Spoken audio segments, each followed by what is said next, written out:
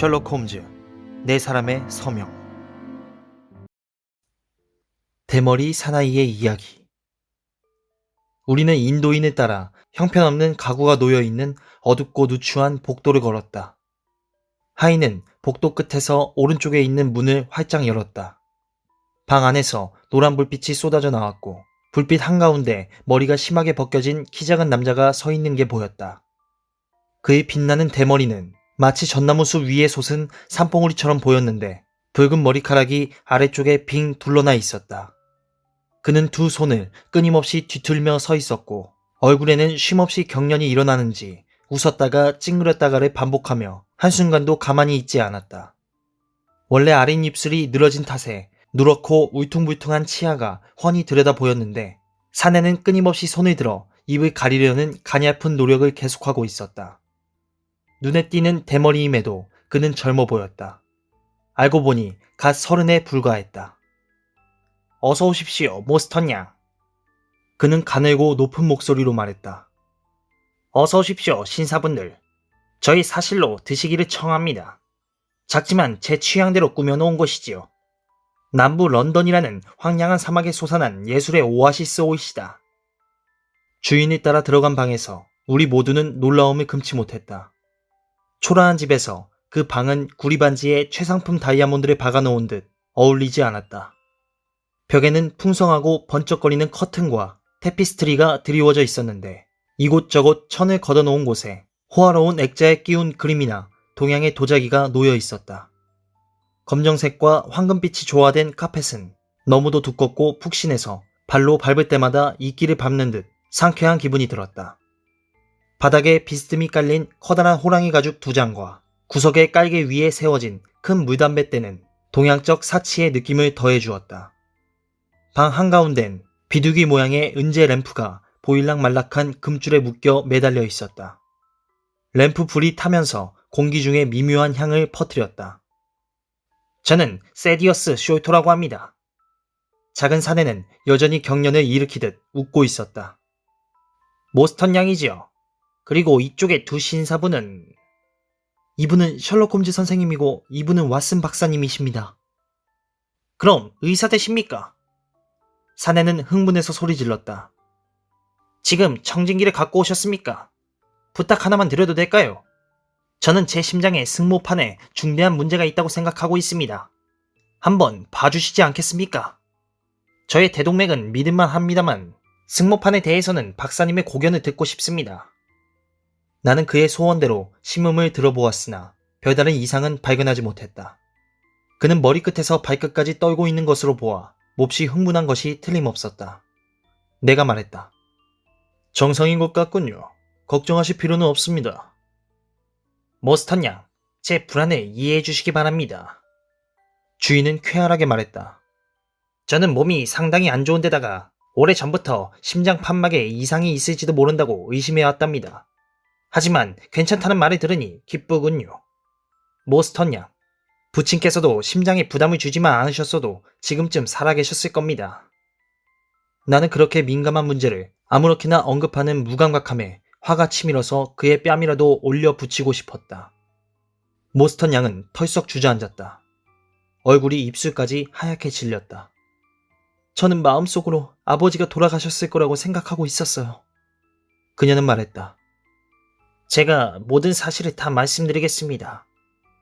대머리 사내는 말했다. 뿐만 아니라 저는 모스턴 양이 공정한 대접을 받게 해드릴 수 있습니다. 바설루미 형이 뭐라고 하든 꼭 그렇게 할 겁니다. 친구분들과 함께 여기 오신 것을 정말 기쁘게 생각합니다. 두 분은 단순한 보호자일 뿐만 아니라 저의 행동에 대한 증인이 되어 주십시오. 우리 셋이면 바설루미 형에게 맞설 수 있을 겁니다. 하지만 외부인이 개입하는 일이 있어서는 안 됩니다. 경찰도 안 되고 관리도 안 됩니다. 우리 힘만으로도 모든 문제를 만족스럽게 해결할 수 있으니까요. 사건을 공개하는 것보다 더 형을 자극하는 일은 없을 겁니다. 그는 야트막한 의자에 앉아서 물기 어린 연약한 푸른 눈을 깜빡거리며 묻는 듯이 우리를 쳐다보았다. 홈즈가 말했다. 제 입장을 말씀드리면 무슨 말씀을 하시든 일체 외부에 발설하지 않겠습니다. 나는 동의의 표시로 고개를 끄덕였다. 좋습니다. 좋아요. 세디어스 숄토가 말했다. 이태리산 포도주 칸티를 한 잔 따라드릴까요? 아니면 헝가리산 토케이로 할까요? 포도주는 그 두 가지뿐입니다. 병을 딸까요? 싫으시다고요? 그럼 좋습니다. 하지만 담배 연기를 맡는 것이라면 반대하지 않으실 줄 믿습니다. 동양 담배의 방향은 아주 좋으니까요.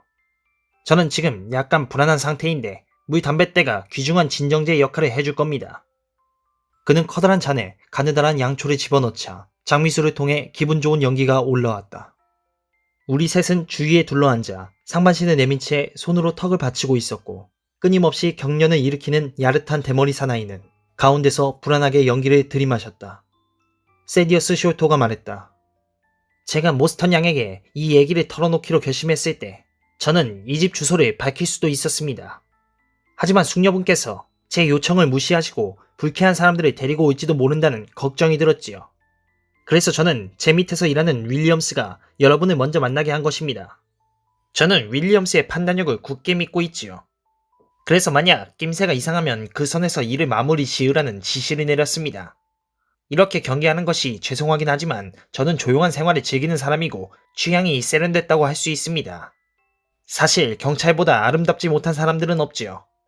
저는 전성적으로 모든 형태의 조야한 물질주의를 혐오한답니다. 저는 거친 대중들과 접촉하는 일도 거의 없습니다. 보시다시피 이렇게 우아한 분위기 속에서 살고 있지요. 굳이 이름을 붙인다면 저는 예술의 후원자라고도 할 수 있겠습니다. 그게 저의 약점입니다. 저 풍경화는 진품 코로입니다. 그리고 미술품 감정가들은 의혹의 눈길을 보낼지도 모르지만 저건 살바토르 로사이고요. 그리고 저쪽에 있는 건 의문의 여지 없이 부그로의 작품이지요. 저는 현대 프랑스 화가를 특히 좋아한답니다. 실례지만 숄토 씨, 모스턴 양이 말했다. 제가 여기 온 것은 숄토 씨가 제게 하고 싶은 말이 있는 줄 알았기 때문입니다. 시간이 많이 늦었습니다. 저는 가급적 빨리 얘기를 끝냈으면 합니다. 제 얘기는 금방 끝납니다. 숄토가 대답했다.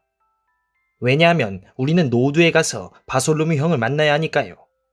함께 가서 우리가 바솔루무 형을 이길 수 있는지 보기로 합시다. 바솔루무 형은 제가 마음대로 일을 꾸몄다고 해서 굉장히 화가 났습니다. 지난밤에도 둘이서 말다툼을 했지요. 형이 한번 화가 나면 얼마나 무서운지 상상도 못하실 겁니다. 우리가 노우드에 가야 한다면 한시라도 빨리 출발하는 게 낫지 않을까요? 이번에는 내가 말을 꺼냈다. 숄토는 귀까지 빨개질 정도로 웃어댔다. 그가 큰 소리로 외쳤다. 하하하하하. 제가 여러분을 이렇게 기습적으로 데리고 가면 형이 뭐라고 할지 모르겠군요. 하지만 거기 가기 전에 먼저 자초지종을 설명드려야 합니다. 우선 저 자신이 잘 모르는 이야기부터 해야겠군요. 저는 사실 제가 알고 있는 사실들만 말할 수 있을 뿐이지요. 여러분도 짐작하고 계시겠지만 저의 부친은 인도 육군에서 복무하신 존 숄토 소령이십니다. 부친께서는 11년 전에 퇴역한 후 어퍼 노드의 폰디체리 저택에 주거를 정하셨습니다. 부친께서는 인도에서 일이 잘 풀리는 바람에 상당한 액수의 현금과 다량의 귀중한 골동품을 가지고 귀국하셨지요. 인도 출신 하인들도 함께 데리고 왔지요. 부친은 그 돈으로 집을 한 채 구입하셨고 아주 풍족하게 사셨습니다. 자식이라곤 쌍둥이 형제뿐이었지요. 그게 바로 저하고 바솔루무입니다. 저는 모스턴 대위가 행방불명 됐을 때의 일을 자세히 기억하고 있습니다. 우리는 신문에서 사건 기사를 읽었는데 그분이 아버지의 친구라는 거 알고 있었습니다. 그래서 부친 앞에서 꺼리낌 없이 그 사건에 대해서 이야기했죠. 우리 형제가 그 얘기를 할 때 아버지가 옆에 계시다가 간간히 참견하기도 했지요. 단 한순간도 부친이 아서 모스턴의 운명에 관한 비밀을 가슴속에 묻어두고 있으리라고는 생각하지 못했습니다. 하지만 우리 형제는 아버지에게 어떤 위험이 다가오고 있다는 사실을 알게 되었지요. 부친께서는 혼자 외출하는 걸 극도로 꺼렸고 프로 권투 선수 둘을 폰디체리 저택의 수위로 앉혀두셨지요. 아까 여러분을 마차에 태워가지고 온 윌리엄스가 그중 하나입니다. 경량급 국내 챔피언을 지낸 사람이에요. 부친께서는 구체적으로 무엇을 두려워하는지는 말해주지 않았지만 나무다리를 한 사내들을 극도로 혐오하셨습니다. 한 번은 나무다리를 한 남자를 총으로 쏜 적도 있었는데 알고 보니 그 사람은 물건을 팔러 온 죄 없는 장사꾼이었지요. 우리는 그 사람에게 입을 다무는 조건으로 거액의 돈을 집어줘야 했지요. 우리 형제는 그 일을 아버지의 변덕스러운 기분 탓으로 여겼지만 나중에 그렇지 않다는 걸 알게 되었습니다. 1882년 초에 부친께서는 인도에서 날라온 편지 한 통을 받고 큰 충격을 받으셨습니다. 부친은 아침 식탁에서 편지를 뜯어보시고 거의 혼절하다시피 하셨지요. 그리고 그날부터 시름시름 앓다가 돌아가셨습니다.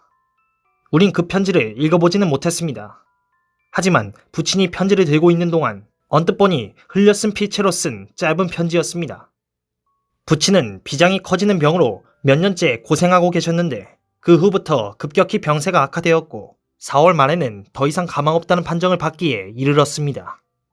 그러자 아버님은 유언을 남기기 위해 우리를 부르셨지요. 우리 형제가 아버지의 방에 들어가 보니 부친께서는 베개를 고이고 똑바로 앉아서 숨을 몰아쉬고 계셨습니다. 아버지께선 문을 닫으라고 이르시고는 침대 맡으로 우리를 부르셨지요. 그리고 우리 형제의 손을 하나씩 잡으시고 중요한 말씀을 남기셨습니다. 감정이 북받치는 데다가 고통 때문에 아버님의 말소리는 자꾸만 끊어졌습니다. 저는 이제부터 아버지가 하신 말씀을 그대로 옮겨보겠습니다. 부친께선 이렇게 말씀하셨지요. 세상을 떠날 때가 되니 마음에 무겁게 얹혀오는 것이 하나 있구나. 그것은 고아가 된 모스턴의 가엾은 딸애를 푸대접한 일이니라. 내 평생을 따라다닌 저주받을 욕심 때문에 나는 응당 그 애에게 주어야 할 보물을 그대로 움켜쥐고 있었다. 보물의 절반은 사실 그 애에게 주어야 했다. 하지만 나는 아직 그 애의 몫을 쓰지는 않았다. 그토록 맹목적이고 어리석은 것이 탐욕이란 말이다.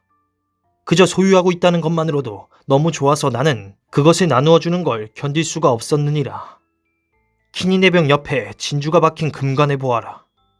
나는 저것을 그 애에게 보내줄 생각으로 저기 내놓았으면서도 남에게 준다는 걸 견딜 수가 없었다.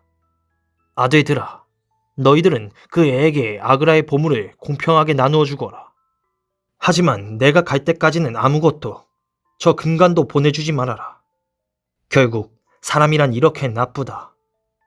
이제부터 모스턴이 죽은 경위에 대해 말해주마. 부친께서는 말씀을 계속하셨습니다.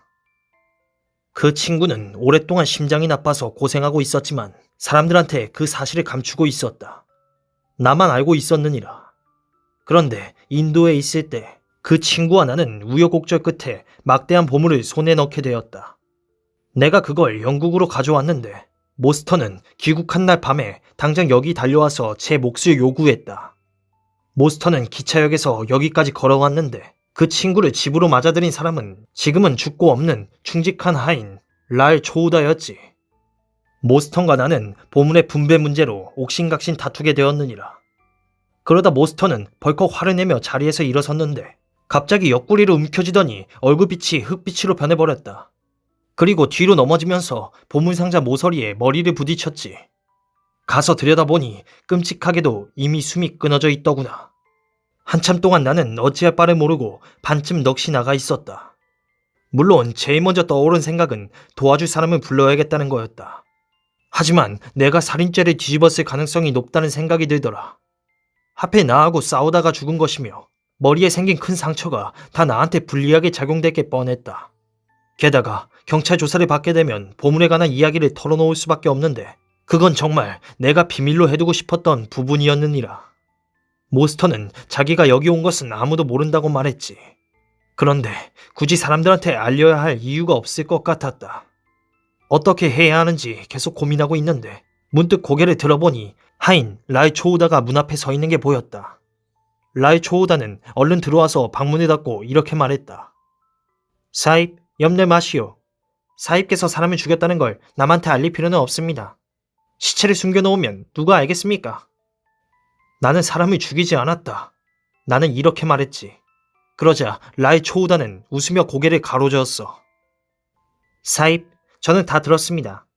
두 분께서 싸우는 소리, 뭔가로 내려치는 소리도 들었지요. 하지만 저는 지금 보고 들은 것을 무덤까지 가져가겠습니다. 집안 사람들은 다 자고 있습니다. 저랑 같이 시체를 치우셔야 합니다. 라이 초우다의 말을 듣고 나는 결심을 굳혔느니라. 내 집의 하인도 내가 무죄라는 걸 믿지 않는데 하물며 배심원석의 어리석은 장사치 12를 무슨 수로 설득하겠느냐. 나는 그날 밤 라이 초우다와 함께 시체를 치웠느니라. 그리고 며칠 뒤 런던의 신문에는 모스턴 대위의 행방불명에 관한 기사가 일제히 실렸다. 너희들은 이제 내가 그 일에 관해서는 아무 죄도 없다는 걸 알겠지. 내 잘못은 모스턴의 시신뿐 아니라 보물까지 감추고 모스턴의 목까지 내 것으로 만들어버린 데 있다. 그래서 나는 너희들이 내 잘못을 보상하기를 원한다. 자, 이리 가까이 오너라. 보물을 숨겨놓은 곳은. 바로 그 순간 부친의 표정이 무섭게 일그러졌습니다. 부친께서는 미친 사람 같은 눈으로 앞을 쳐다보고 입을 딱 벌리더니 평생 잊혀지지 않을 목소리로 고함을 지르셨지요. 저놈을 끌어내라! 저놈을 끌어내! 우리 형제는 아버지가 보고 계신 곳을 뒤돌아보았습니다. 어두운 창밖에서 얼굴 하나가 방 안을 들여다보고 있었습니다. 코가 유리창에 눌려있던 듯 코끝이 하얗게 변색된 게 보였지요. 수염투성이 얼굴에 잔인한 눈, 표정은 악의 화신 같았습니다. 형하고 나는 재빨리 창가로 달려갔지만 그자는 이미 사라지고 없었습니다. 다시 돌아와 보니 부치는 고개를 떨군 채 숨이 끊어져 있었습니다.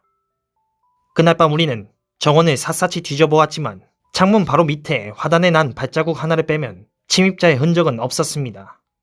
하지만 우리는 곧 비밀 요원이 가까운 곳에서 활약하고 있다는 충격적인 증거를 잡게 되었습니다.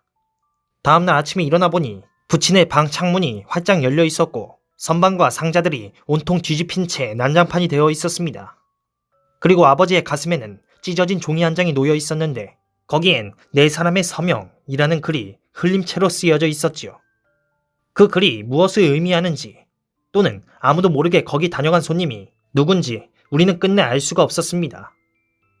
키 작은 사나이는 말을 멈추고 물담뱃대에 다시 불을 붙인 다음 생각에 잠긴 얼굴로 담배 연기를 내뿜었다. 모두가 그의 기이한 이야기에 취해 있었다.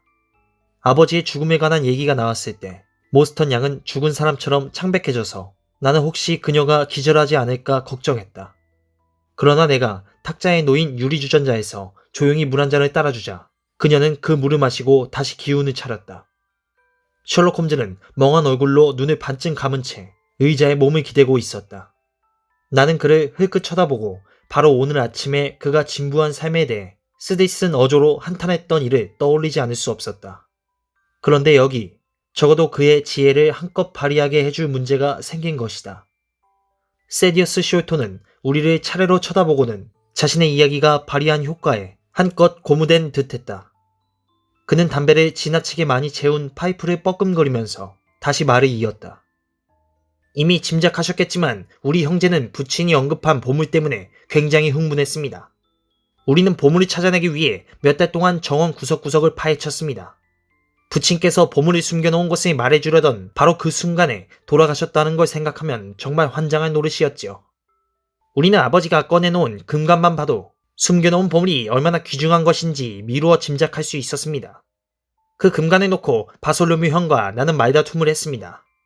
그 금관은 대단히 값나가는 물건임에 틀림없었는데 형은 그걸 남에게 주고 싶어 하지 않았습니다. 사실 형은 아버지의 단점을 고스란히 물려받은 사람이지요. 형은 또 우리가 그 금관을 숙녀에게 줄 경우 남들의 이목을 끌어서 결국은 말썽을 빚을 거라고 생각했습니다. 그래서 저는 모스턴 양의 주소를 알아내서 숙녀께서 최소한 궁핍감을 느끼지 않도록 일정한 간격을 두고 진주알을 하나씩 보내자는 선에서 형과 타협을 보았지요. 사실 얼마나 고마웠는지 모른답니다. 모스턴 양이 성심껏 말했다. 숄토 씨는 정말 친절하신 분이세요. 키 작은 사나이는 불이 나게 손사래를 쳤다. 그가 말했다. 우리는 모스턴 양의 재산 신탁인입니다. 제 생각은 그렇습니다. 물론 형의 생각은 전혀 다르지만 말입니다. 사실 우리한테 돈은 많습니다. 저는 더 이상은 바라지도 않아요. 게다가 나이 어린 숙녀를 그렇게 비열하게 대접하는 것은 예의가 아니라고 생각했습니다. 부도덕한 성향은 범죄로 이어지기 마련이다. 프랑스 사람들은 그런 문제를 이렇게 한마디로 정리했지요. 형하고 그 문제에 대한 견해 차이가 너무 커져서 저는 따로 나가 사는 게 낫겠다고까지 생각하게 되었습니다. 그래서 저는 키트 무트가와 윌리엄스를 데리고 폰디체리 저택에 나왔지요. 그런데 어제 저는 굉장히 중요한 소식을 듣게 되었습니다. 보물이 발견된 겁니다. 저는 곧 모스턴 양에게 편지를 띄웠지요. 이제 남은 일은 노드로 가서 우리 몫을 찾는 것입니다. 저는 어젯밤에 형에게 제 생각을 설명했습니다. 그래서 형은 우리가 간다는 걸 알고 있을 겁니다. 물론 우리 환영해주진 않겠지만 말입니다. 세디어스 숄터는 말을 멈추고 호화스러운 의자에 앉아 몸을 뒤틀고 있었다. 일이 예상외의 방향으로 발전되자 우리는 말없이 생각에 잠겼다. 제일 먼저 자리를 박차고 일어선 것은 홈즈였다. 숄터 씨, 처음부터 끝까지 아주 잘하셨습니다. 홈즈는 말했다. 우리는 가려진 진실을 밝혀냄으로써 숄터 씨에게 작은 보답을 해드릴 수도 있습니다. 하지만 방금 모스턴 양이 말했듯이 시간이 늦어졌으니 지체 없이 출발하는 게 낫겠군요. 우리의 새 친구는 아주 조심스럽게 물담뱃대에 튜브를 말았다. 그리고 커튼 뒤에서 아스트르한 칼라가 달린 아주 긴 외투를 입었다. 시간이 없는데도 그는 외투에 달린 그 많은 단추를 일일이 다 채운 다음 귀 덮개가 달린 토끼 가죽 모자를 눌러 쓰는 것으로 성장을 끝냈다. 이제 그의 몸에서 밖으로 드러난 부분은 신경질적으로 실룩거리는 야윈 얼굴뿐이었다. 제 건강 상태가 과히 좋지 않습니다. 세디어스 숄터는 앞장서 복도를 걸으며 말했다. 그래서 몸 생각을 안 할 수가 없지요. 마차가 밖에서 대기하고 있었다. 마부가 행선지를 묻지도 않고 재빨리 마차를 출발시키는 것으로 보아 일정을 미리 정해놓은 것이 틀림없었다.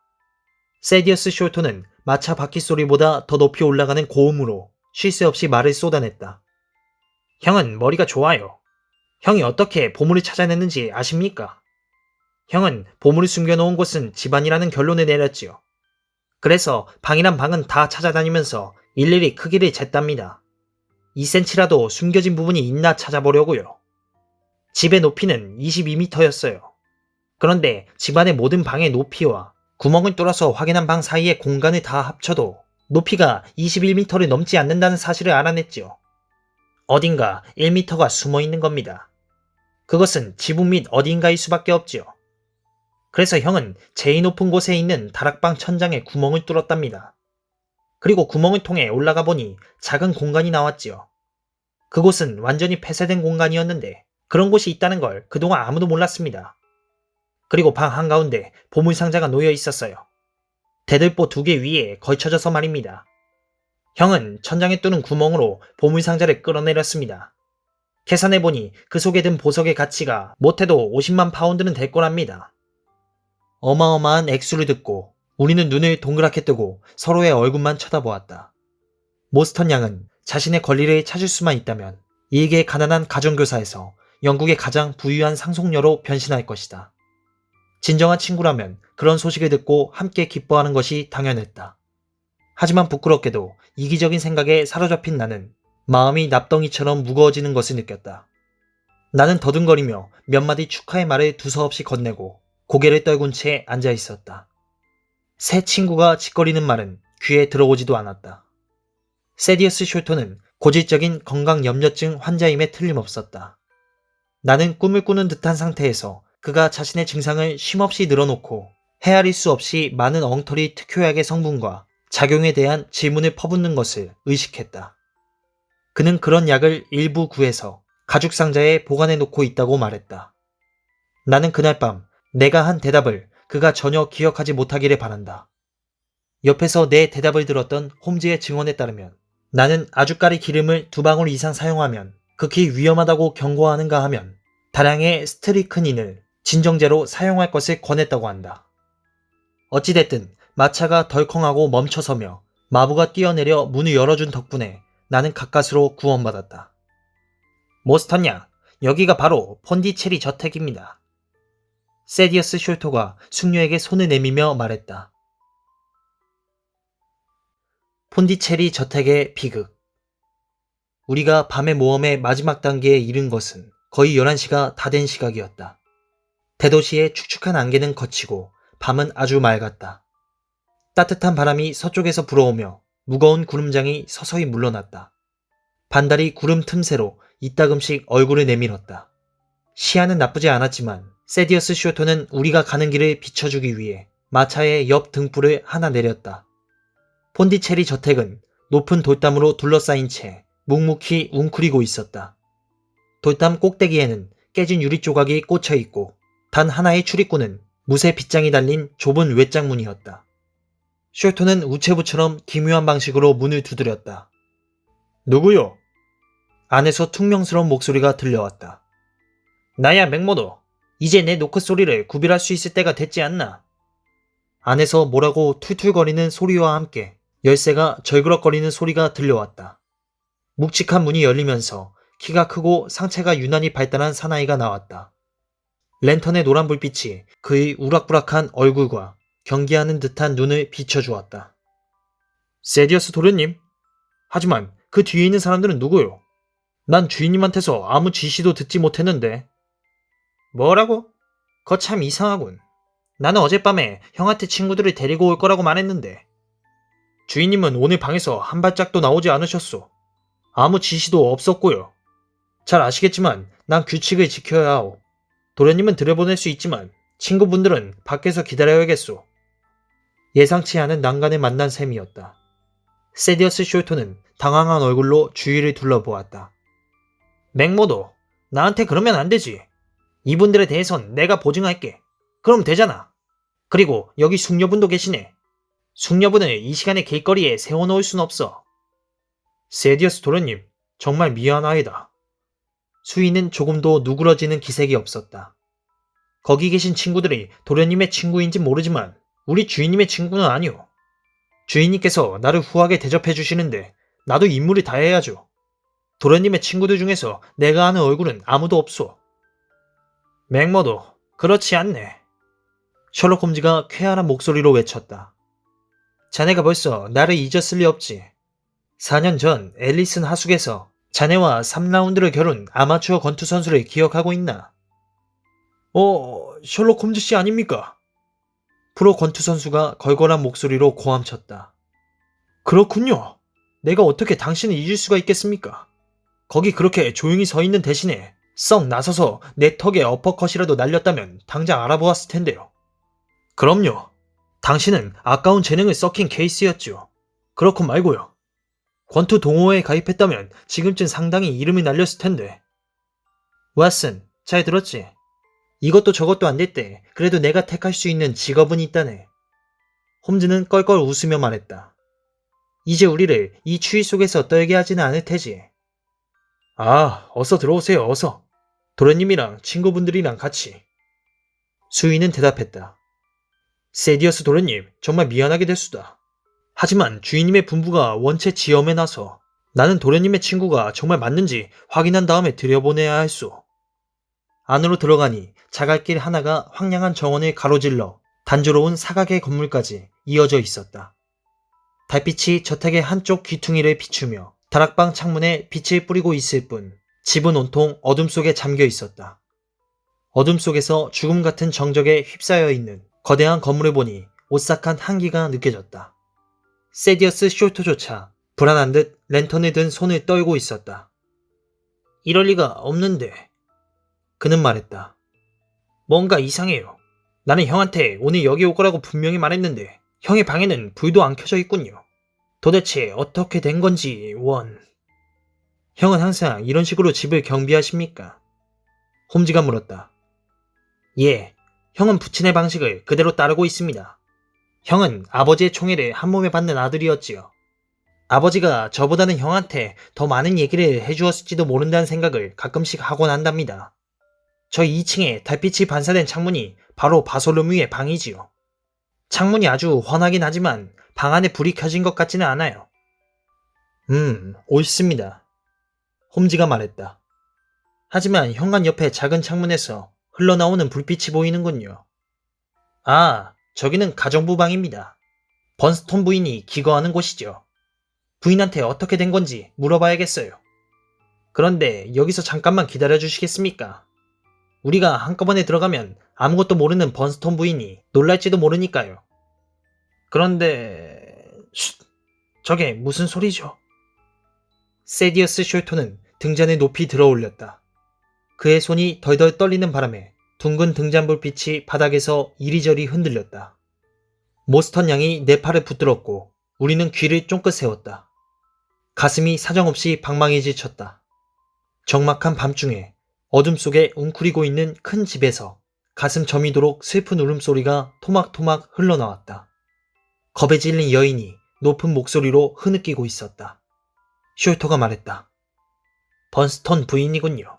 집에 여자라곤 가정부뿐이니까. 잠깐 기다리세요. 금방 들어갔다 나오겠습니다.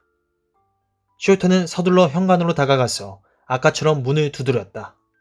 키가 크고 눈수구레한 여인이 문을 열고 그를 맞아들였다. 그를 보고 가정부는 무척이나 기쁜 듯했다. 어우, 세디어스 도련님. 이렇게 와주시니 얼마나 기쁜지 모르겠어요. 도련님 얼굴을 보니 그래도 마음이 놓이네요. 가정부는 문을 닫을 때까지 똑같은 소리를 반복했고 문이 닫히자 그녀의 목소리는 잘 들리지 않았다. 홈즈는 숄토가 놓고 간 등잔을 들고 날카로운 눈으로 정원 이곳저곳을 살폈다. 여기저기에 흙무더기가 높다랗게 쌓여 있었다. 모스턴 양과 나는 손을 꼭 잡고 서 있었다. 사랑이란 놀랍고 불가사의한 것이다. 우리는 그날 처음 만난 사이였고 그때까지 애정이 담긴 말이나 눈길을 주고받은 적이 없었지만 재난의 시기에 우리는 본능적으로 서로의 손을 찾았다. 지나고 나서 생각하니 그때 일이 놀랍기 짝이 없었지만 그 당시에는 내가 그녀의 손을 잡는 것은 지극히 자연스러운 일로 생각되었다. 그리고 모스턴 양이 나중에 한 말에 따르면 그녀 또한 그 순간에는 아주 본능적으로 위안과 보호를 찾아서 내게 기대었다는 것이다. 그래서 우리는 아이들처럼 손을 꼭 잡고 서 있었고 알 수 없는 것들에 둘러싸여 있으면서도 마음은 지극히 평화로웠다. 정말 이상한 집이에요. 모스턴 양이 주위를 둘러보며 말했다. 영국에 있는 두더지란 두더지는 다 여기로 몰려왔나 봅니다. 나는 오스트레일리아 발라라트 근처에 어느 산기슭에서 이런 비슷한 광경을 본 적이 있습니다. 광맥을 탐사하는 사람들이 땅을 온통 파헤쳐 놓았던 거지요. 여기도 그곳과 다르지 않네. 홈즈가 말했다. 이 흙무더기는 보물 찾는 사람들이 남겨놓은 흔적이야. 이 집 형제가 6년 동안 보물을 찾아 헤맸다는 걸 생각해보게. 땅이 자갈 채취장처럼 보이는 게 전혀 이상한 일이 아니지. 그 순간 현관문이 벌컥 열리면서 세디어스 숄토가 두 팔을 벌리고 뛰어나왔다. 그의 눈은 공포에 질려 있었다. 형한테 무슨 일이 생겼습니다. 숄토는 외쳤다. 너무 무서워요. 내 신경은 견뎌내지 못할 겁니다. 그는 정말 공포에 질려 울음이 터질 지경이었다. 아스트라한 칼라에 폭 파묻힌 채 경련을 일으키고 있는 허약한 얼굴에는 무서워하는 아이 같은 무력하게 애원하는 듯한 표정이 떠올라 있었다. 집에 들어가 봅시다. 홈즈가 단호한 어조로 말했다. 예, 그렇게 해주세요. 세디어스 숄토가 호소하듯 말했다. 저는 이제 집 안내도 못할 것 같습니다. 우리는 숄토의 뒤를 따라 통로 왼쪽에 있는 가정부의 방으로 들어갔다. 늘수그레한 여인이 겁에 질린 얼굴로 연신 두 손을 쥐어짜며 방 안을 오락가락하고 있었다. 그러나 모스턴 양이 나타나자 퍽이나 안심이 되는 눈치였다. 아이고, 어쩌면 이렇게 예쁘고 조용한 얼굴이 다 있을까. 가정부는 신경질적으로 흐느끼며 외쳤다. 아가씨를 보니 마음이 가라앉는 것 같군요. 아, 오늘은 정말 힘든 날이었어요. 모스턴 양은 일에 거칠어진 여인 손을 쓰다듬으며 여자답게 상냥한 위로의 말을 몇 마디 건넸다. 그러자 가정부의 얼굴에는 화색이 돌았다. 주인님은 하루 종일 문을 잠그고 방에 틀어박힌 채 아무리 불러도 대답이 없으셨답니다. 가정부는 설명했다. 나는 하루 종일 무슨 말이 있을 때까지 기다렸지요. 주인님은 혼자 있고 싶어하는 때가 자주 있었으니까요. 그러다가 무슨 일이 생겼으면 어쩌나 하고 걱정이 돼서 1시간 전에 2층으로 올라가서 열쇠 구멍으로 집안을 들여다보았지요. 세디어스 도련님, 어서 올라가 보세요. 올라가서 직접 확인해 보세요. 저는 10년을 한결같이 바솔로무 숄트 주인님을 모셔왔지만 주인님이 그런 얼굴을 하고 있는 건 처음 보았답니다. 셜록 홈즈가 등잔을 들고 앞장섰다. 세디어스 숄토는 이빨을 딱딱 마주치고 있었다. 그가 너무도 떨었기 때문에 나는 계단을 오를 때 그의 겨드랑이에 팔을 끼고 부축해주지 않으면 안 되었다. 그는 다리를 후들후들 떨고 있었다. 계단을 올라가는 동안 2번 홈즈는 날랜 솜씨로 주머니에서 돋보기와 줄자를 꺼내들고 계단에 카펫 대용으로 깔아놓은 야자 돗자리 위에 아무 특징 없는 먼지 얼룩을 자세히 살폈다. 그는 등잔불을 낮춰들고 한 계단 한 계단 천천히 올라가며 좌우로 날카로운 시선을 던졌다. 모스턴 양은 겁에 질린 가정부와 함께 뒤에 남았다. 2층에 올라가자 직선의 복도가 나왔다. 복도 오른쪽에는 커다란 인도산 테피스트리 그림이 걸려 있었고 왼쪽에는 3개의 문이 늘어서 있었다. 홈즈가 앞장서서 한결같이 느린 걸음으로 좌우를 살피며 나아갔고 우리는 그 뒤를 따랐다. 그리고 우리들의 어두운 그림자가 복도에 길게 누운 채 따라왔다. 우리는 세 번째 문으로 다가갔다. 문을 두드려도 아무 대답이 없자 홈즈는 문 손잡이를 비틀어서 억지로 열려고 했다. 그러나 방문은 안에서 잠겨 있었다. 등잔불이 가까이 비추자 안쪽에서 넓고 튼튼한 빗장을 질러 놓은 게 보였다. 그러나 열쇠 구멍이 뚫려 있었다. 셜록 홈즈는 허리를 굽히고 열쇠 구멍에 눈을 갖다 대더니 곧 헉하고 짧은 숨을 토해내며 일어섰다. 왓슨, 이 안에 뭔가 사악한 것이 있네. 홈즈는 보기 드물게 동요한 얼굴로 말했다. 한번 보겠나? 열쇠 구멍에 눈을 갖다 댄 나는 두려움에 몸이 오그라드는 느낌이었다. 달빛이 흘러들어와 방 안은 휘영청 밝았다. 그런데 얼굴 하나가 허공 중에서 나를 똑바로 바라보고 있었다. 어둠 속에 떠있는 얼굴은 바로 세디어스 숄토의 얼굴이었다. 똑같이 반짝거리는 대머리에 아래쪽에 둥글게 난 똑같은 붉은 머리, 똑같이 창백한 얼굴. 하지만 그 얼굴은 무시무시한 미소를 띠고 있었다. 영원히 굳어버린 부자연스러운 미소는 달빛 가득한 고요한 방에서 찡그리거나 인상 쓴 표정보다 더 끔찍하게 보였다. 그 얼굴이 우리의 작은 친구와 너무 닮아서 나는 세디어스 숄토가 정말 옆에 있는지 확인하기 위해 옆을 돌아보지 않을 수 없었다. 문득 그가 자신들이 쌍둥이 형제라고 말한 것이 생각났다. 나는 홈즈에게 말했다. 정말 끔찍하군. 이제 어떻게 해야 하지? 문을 부숴야겠어. 홈즈는 대답하고 체중을 실어서 힘껏 문을 밀었다. 문은 삐걱거리긴 했지만 열리지는 않았다. 이번에는 우리 둘이서 힘껏 몸을 부딪혔다. 그러자 문은 쾅 소리를 내며 열렸고 우리는 바솔로뮤 숄토의 방으로 뛰어들어갔다. 그 방은 화학실험실처럼 보였다. 문 맞은편 벽에는 유리뚜껑을 씌운 병들이 두 줄로 세워져 있었고 탁자 위에는 분쟁가스 램프와 시험관, 중류기가 아무렇게나 쓰러져 있었다. 구석에는 여러 개의 고리버들 바구니에 산성물질을 보관하는 대형 유리병들이 담겨 있었다. 그중 하나가 새거나 깨어진 듯 검은 액체가 한 줄기 흘러나와 있었고 공기 중에는 타르 같은 자극적이고 강한 냄새가 퍼져 있었다. 방 한쪽에는 벽토 부스러기가 쌓여 있었는데 그 옆에 사다리가 하나 놓여 있었다. 사다리 위의 천장에는 사람 하나가 드나들 만한 정도의 구멍이 뚫려 있었다. 사다리 밑에는 기다란 밧줄 하나가 아무렇게나 버려져 있었다. 집 주인은 탁자 옆에 안락 의자에 앉아 있었다. 그는 유령 같은 불가사의한 미소를 머금은 채 왼쪽 어깨 너머로 고개를 늘어뜨리고 있었다. 사망 후 시간이 많이 경과한 듯 몸이 차갑고 뻣뻣했다. 내가 보기엔 얼굴뿐 아니라 팔다리도 형언하기 힘든 만큼 기괴한 모양으로 뒤틀리고 꼬여 있는 것 같았다. 그는 한 손을 탁자 위에 올려놓고 있었는데 그 옆에는 이상하게 생긴 갈색 지팡이 하나가 놓여 있었다. 결이 고운 나무로 만들어진 그 지팡이에는 망치처럼 생긴 돌멩이가 거친 노끈으로 친친 동여매어 있었다. 그 옆에는 노트에서 한 장 뜯어낸 듯한 종이에 뭔가가 휘갈겨 쓰여져 있었다. 홈즈는 그것을 슬쩍 살펴보고 내게 건네주었다. 자, 보게나. 홈즈는 의미 있게 눈을 꿈쩍하며 말했다. 나는 전등 불빛에 의지하여 거기 쓰여있는 글을 읽었다. 머리카락이 쭈뼛 곤두섰다. 네 사람의 서명. 맙소사, 도대체 이게 무슨 뜻이지? 나는 물었다. 그것은 살인을 의미하네. 홈즈는 죽은 사람을 살펴보며 말했다. 아하, 그럴 줄 알았지. 여기 좀 보게. 홈즈가 손가락질하는 곳을 보니 귀 바로 위에 길쭉한 검은색 바늘 같은 것이 꽂혀 있었다. 무슨 침같이 생겼군. 나는 말했다. 침일세, 뽑아도 되네. 하지만 독이 묻어 있으니 조심하게.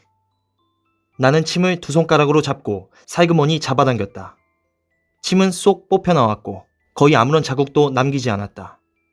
침이 빠져나온 부위에 극미량의 혈액이 보일락 말락하게 묻어 있을 뿐이었다. 내가 말했다. 모든 게 다 의문투성이군. 시간이 갈수록 더 헷갈리네 그려. 아닐세. 홈즈가 대답했다.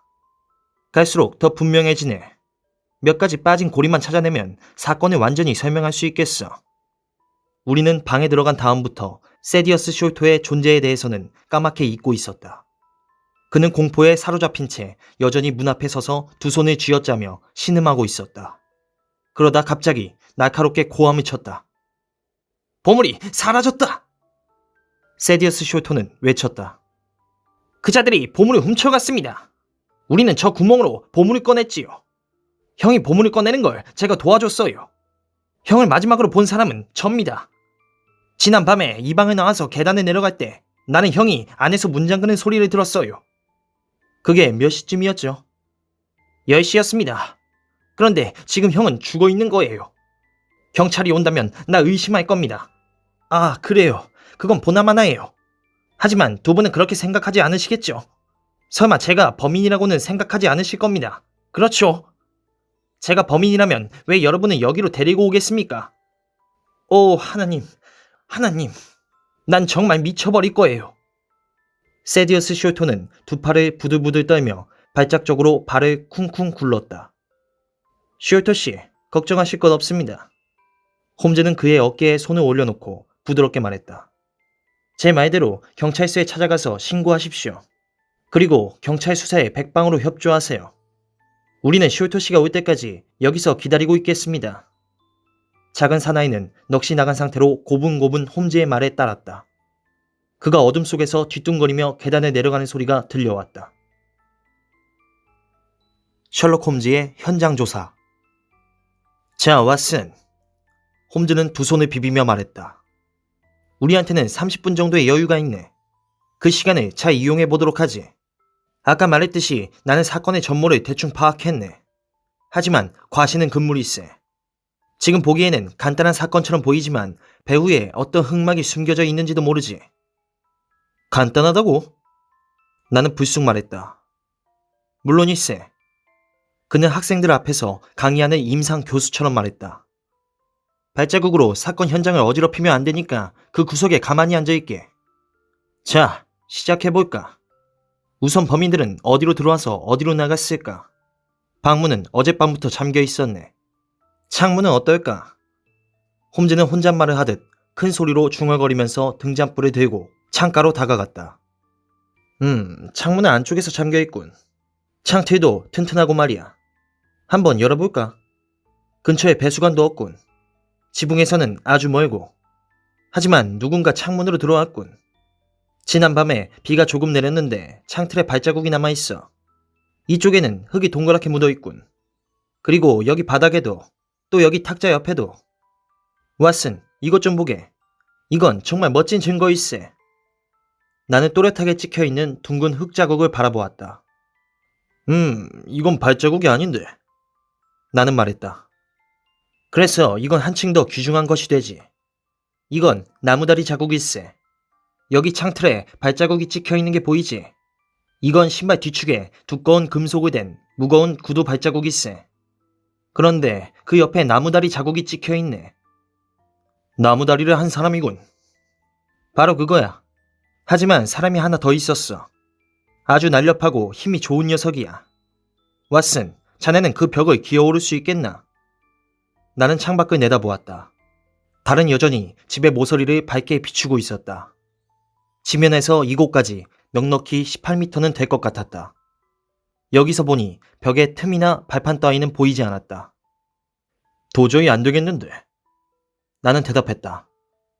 누군가의 도움이 없으면 그렇지. 하지만 공범이 먼저 들어와서 저 구석에 있는 굵은 동아줄을 내려주었다고 가정해보게. 동아줄 한 끝은 벽의 이 커다란 고리에 단단히 묶어놓고 말이야. 그러면 아무리 나무다리를 했어도 웬만큼 몸이 날래다면 충분히 기어오를 수 있을 걸세. 물론 나갈 때도 똑같은 방법으로 나갔겠지. 그 다음에 공범이 밧줄을 끌어올려서 매듭을 풀어놓은 다음 창문을 잠근 거야. 그리고 자기는 원래 들어왔던 방식대로 나갔겠지. 또 한 가지 사소한 사실을 지적한다면 홈즈는 밧줄을 만지작거리며 말했다. 나무다리를 한 친구는 올라올 때는 어땠는지 몰라도 내려갈 때는 형편없었네. 그 친구의 손은 굳은 살 하나 없이 부드러웠군. 확대경으로 살펴보니 두어 군데 핏자국이 눈에 띄네. 특히 밧줄 끝부분에서 말일세. 내 생각에는 밧줄을 타고 서둘러 내려가다가 손바닥이 벗겨진 것 같아. 거기까지는 그럴듯하군. 나는 말했다. 하지만 설명되지 않은 부분이 있네. 그 수수께끼의 공범 말일세. 그자는 이 방에 어디로 해서 들어왔지? 그래, 그 공범. 홈즈는 생각에 잠겨 말했다. 그 공범에게는 흥미로운 점이 있어. 그자 때문에 이 사건은 평범하지 않은 것이 되지. 나는 그자가 이 나라 범죄 역사에 새로운 지평을 열었다고 생각하네. 물론 인도에서. 그리고 내 기억이 정확하다면 세네감비아에서도 비슷한 사건이 있었지만 말이세. 그런데 그자는 어디로 들어왔지?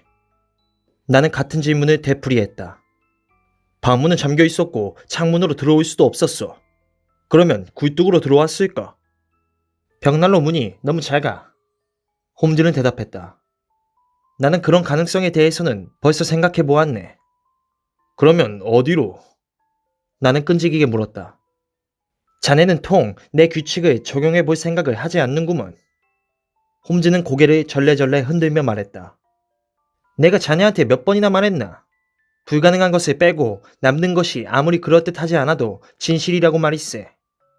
우린 그자가 방문, 창문 또는 굴뚝으로 들어오지 않았다는 사실을 알고 있네.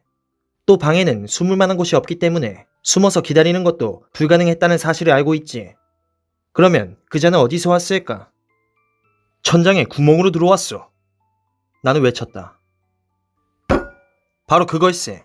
틀림없이 그랬을 거야. 자네가 그 등불로 비춰준다면 우리는 천장 위까지 조사를 확대해 볼 수 있겠어. 보물을 숨겨놓았던 그 비밀의 방 말일세. 홈즈는 사다리를 올라가서 천장에 들보를 붙들고 다락방으로 올라갔다. 그리고 바닥에 배를 깔고 엎드린 다음 등잔불을 받아들고 내가 그 위로 올라갈 때까지 비춰주었다. 다락방은 가로 3m, 세로 2m 정도의 크기였다. 바닥은 들보로 되어 있었고 들보 사이에는 가는 외까지에 회반죽을 이겨 발라놓았다. 그래서 걸을 때는 들보에서 들보로 건너 다녀야 했다. 가운데 뾰족한 천장은 진짜 지붕의 안쪽 면을 이루고 있는 것이 틀림없었다. 방에 가구라곤 전혀 없었고 몇 년 묵은 먼지가 바닥에 두껍게 쌓여 있었다. 이건 뭐지? 셜록 홈즈는 비스듬히 경사진 벽에 손을 대고 말했다. 이건 지붕으로 나가는 들창 아닌가? 미니까 열리는군. 이 밖은 경사가 완만한 지붕일세. 그러면 맨 처음 인물이 들어온 곳이 바로 여기군. 어디 그자가 남긴 흔적이 있는지 찾아볼까? 홈즈는 바닥에 등잔불을 비췄다. 그리고 나는 그날 밤 벌써 두 번째로 홈즈의 얼굴에 놀란 표정이 떠오르는 것을 보았다. 나는 그의 시선이 머물러 있는 곳을 바라보고 등골이 오싹했다. 바닥에는 선명한 맨발자국이 가득했다. 그런데 생생하게 남아있는 발자국은 보통 성인 남자 발 크기의 절반밖에 안 되었다. 나는 간신히 말했다. 홈즈, 아이가 이렇게 무서운 짓을 저질렀네. 홈즈는 곧 특유의 냉정함을 되찾았다. 나도 잠시 당황했네. 하지만 이거 아주 자연스러운 일일세. 내가 제대로 기억을 되살렸다면 충분히 예견할 수 있었던 일이야. 여기엔 더 이상 볼 것이 없으니 내려가기로 하세. 그러면 그 발자국에 대한 자네 설명은 뭔가? 나는 다시 밑으로 내려왔을 때 궁금증을 참지 못하고 질문 공세를 폈다. 여보게 왓슨, 자네도 한번 분석해보게. 홈즈는 다소 빠른 말투로 대답했다. 자네는 내 방법을 알고 있네. 그걸 한번 적용해보게. 그리고 나중에 그 결과를 비교해보는 것도 유익할 걸세. 하지만 어떻게 사실을 설명할 수 있는지 전혀 모르겠는걸. 나는 대답했다. 조금 있으면 모든 게 다 분명하게 밝혀질 거야. 홈즈는 건성으로 말했다. 내 생각에는 더 이상 중요한 건 나오지 않을 것 같지만 한번 살펴보기로 하지. 홈즈는 돋보기와 줄자를 날쌔게 꺼내들고 방 안을 기어다니며 이것저것 측정하고 비교하고 조사했다. 길고 여윈 코는 마룻바닥에 바짝 붙어 있다시피 했고 새의 눈처럼 깊숙이 들어간 두 눈은 구슬처럼 반짝거렸다. 너무도 조용하고 민첩한 행동을 보니 잘 훈련된 사냥개가 냄새를 추적하는 모습이 연상됐다. 나는 그가 타고난 열정과 지혜를 발휘해서 법을 수호하는 대신 법과 맞서는 쪽을 선택했다면 얼마나 가공할 범죄자가 되었겠는지 생각하지 않을 수 없었다. 홈즈는 뭐라고 쉬지 않고 중얼거리면서 방 안을 살펴나가다가 마침내 환호성을 질렀다. 우린 오늘 정말 운이 좋네. 홈즈는 말했다. 이제는 거의 아무 문제도 없겠어. 지붕으로 들어온 녀석이 재수없게 크레오소트를 밟았네. 지독한 냄새를 풍기는 약물에 녀석의 조그만 발자국이 선명하게 찍혀있네. 자네도 보다시피 저 큰 유리병이 깨지면서 그 속에 든 방부제가 흘러나오지 않았나? 그러면 어떻게 되는 거지? 나는 물었다. 어떻게 되는 거냐고? 녀석은 꼼짝없이 우리 수중에 떨어진 거야. 그는 말했다. 나는 저 냄새를 세상 끝까지라도 쫓아갈 개를 알고 있지. 특수 훈련을 받은 사냥개가 이렇게 지독한 냄새를 쫓아서 어딘들 못 가겠는가. 결과는 불보듯 뻔해. 이제 우리는... 허허, 저런 법의 대표들께서 행차하시는군. 아래층에서 무거운 발자국 소리와 왁자지껄하게 떠드는 소리가 나더니 현관문이 쾅 하고 닫혔다. 홈즈가 말했다. 저 친구들이 오기 전에 이 가엾은 친구의 팔을 좀 만져보게. 그리고 여기 이 다리하고. 어떤가? 근육이 판자처럼 딱딱하군. 나는 대답했다. 바로 그걸세. 시신의 근육은 극심하게 수축된 상태에 있네. 이건 보통의 사후 강직과는 완전히 틀려. 게다가 옛 필자들이 쓴 대로 리수스 사르도니쿠스라고 할 만한 괴기한 미소리 짓고 있는 이 뒤틀린 안면 근육을 보게. 뭐 생각나는 거 없나? 모종의 강력한 식물성 알칼로이드로 인한 중독사. 스트리크닌 같은 물질은 근육의 강직을 일으키네. 나는 대답했다. 심하게 수축된 저 안면 근육을 본 순간 맨 먼저 생각난 것이 바로 그것이었네. 방에 들어가자마자 나는 독이 체내로 들어간 통로를 찾았지. 자네도 보다시피 나는 머리에 박힌 침을 찾았네. 그런데 피해자가 의자에 똑바로 앉아 있었다고 가정할 때 침이 날라온 부분은 천장의 구멍 쪽이었을 걸세. 자, 이 침을 좀 살펴보기로 하지. 나는 조심스럽게 침을 집어들고 불빛으로 비춰보았다. 그것은 검정색의 날카롭고 기다란 침이었다. 뾰족한 끝에는 어떤 끈적한 물질이 말라붙어 있는 것처럼 반짝거렸다. 뭉툭한 쪽은 칼로 둥글게 다듬은 듯했다. 이건 영국제인가? 홈즈가 물었다. 아니, 절대로. 이 정도의 증거가 있으면 어떤 그럴싸한 추리를 해낼 수 있겠어. 그런데 마침 저기 정규군이 오는군. 그러니 외인 부대는 퇴각해도 되겠네. 홈즈가 말하는 동안 복도의 발자국 소리가 점점 커지더니 회색 양복을 입은 풍채 좋은 사나이가 방 안으로 들어왔다. 혈색이 좋은 거구의 사내는 살에 파묻힌 조그맣고 반짝거리는 눈을 날카롭게 치떴다. 정복 차림의 경위 하나와 여전히 부들부들 떨고 있는 세디어스 숄터가 뒤따라 들어왔다. 여기가 현장이군. 거구의 사나이는 목신 듯 걸걸한 목소리로 외쳤다. 여기가 바로 사건 현장이야. 그런데 이분들은 누구시더라? 허허, 방안이 꼭 토끼구이처럼 복잡거리는군. 애설리 존슨 씨, 내가 누군지 기억하고 계실 텐데요. 셜록 홈즈는 조용히 말했다. 물론 기억하고 말고. 존스 형사는 시근거리면서 말했다. 이론가이신 셜록 홈즈 선생 아니신가? 기억하다마다 선생이 비숍 게이트 보석 사건 때 원인과 결과 그리고 추리에 대해 일장 연설을 했던 일은 절대로 못 잊을 거요. 그때 선생이 수사 방향을 올바로 잡아준 건 사실이요. 한데 그게 무슨 훌륭한 이론 덕분이 아니라 운이 좋아서였다는 걸 인정할 때가 되지 않았소. 아, 그건 아주 단순한 추리 덕분이었습니다. 어허, 왜 이러실까? 솔직히 인정하는 걸 부끄럽게 생각하면 안 돼요. 그런데 이것들은 다 뭐지? 흉측한 사건이군, 흉측한 사건이야. 여긴 명명백백한 사실들 뿐이니 이론 따위는 필요 없겠군. 내가 우연히 이 근처에 나와 있다가 이 사건을 맡게 되었으니 얼마나 다행이요. 난 신고가 들어왔을 때 마침 노우드 경찰서에 있었소. 그런데 선생은 이 사람의 사인이 뭐라고 생각하시오? 아, 이 사건에 무슨 이론 따위가 필요하겠습니까? 홈즈는 무표정하게 대꾸했다.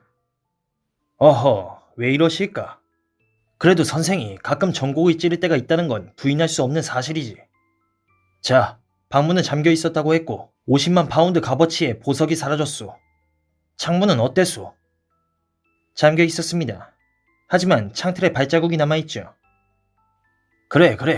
창문이 잠겨 있었다면 그 발자국은 사건과는 하등의 관계가 없는 것일 거요. 이건 흔한 사건이요. 이 사람은 발작을 일으켜서 죽었을 수도 있어. 하지만 보석이 사라졌군. 맞아, 그럴 수도 있겠어. 가끔씩 이런 식으로 영감이 스쳐간단 말이야. 자, 경위. 그리고 당신 숄터 씨는 밖에 나가 계십시오.